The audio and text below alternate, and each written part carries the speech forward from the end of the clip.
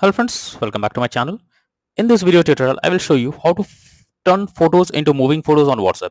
This is a new feature that has been added and many of the users have been using it.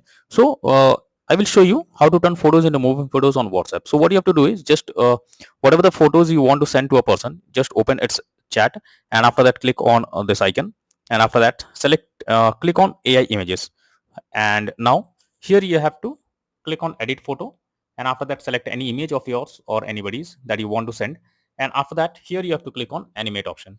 So wait for some time and it will animate it with a moving photo. So just wait and watch. So it may take some time, wait for it. And now you can see that the photo that I have uploaded, it's been moving. So you can also do it with your photo or any other photo and send it to any person you want. At the same time, you can also restyle this. So simply click on restyle option and you will get lots of options over here. So just for example, I am selecting lightning. So here you can see several options, that is dark, sunset, bright and ethereal. So select any one of it and wait for some time and it will change the photo to that particular feature you have selected. So wait and watch, and you can see the photo has been changed, its background has been changed. So you will get several other features as well.